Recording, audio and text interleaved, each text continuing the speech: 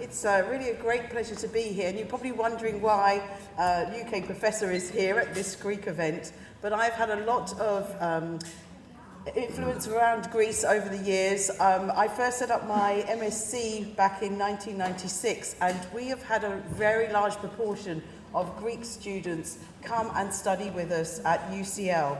So he's this year's students. We have students from 22 different countries this year, including Greece. So it's been a great pleasure over these years to be involved with education at master's level of many of the young Greek people who have then gone on to really great careers back in Greece.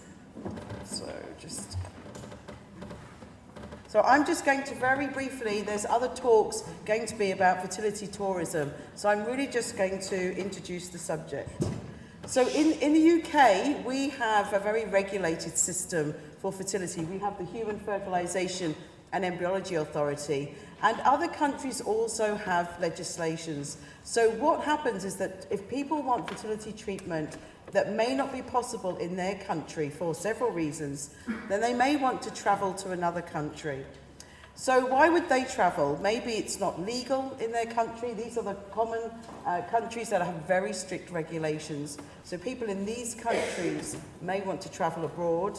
The access can be difficult. There can be long waiting times. The treatment may be better in a different country, and I know the fertility treatment in Greece is outstanding. The patients may have had a past failure, want to go somewhere else. They may want anonymity for donation. I'm sure there'll be some discussions about this in the next talks. And also the costs. It can be cheaper to travel to another country, such as Greece, and have treatment there than have it done in your own country.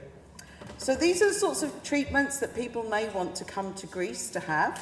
Egg freezing. In the UK, we have a law that women wanting to freeze their eggs because they want to delay fertility can only freeze them for 10 years.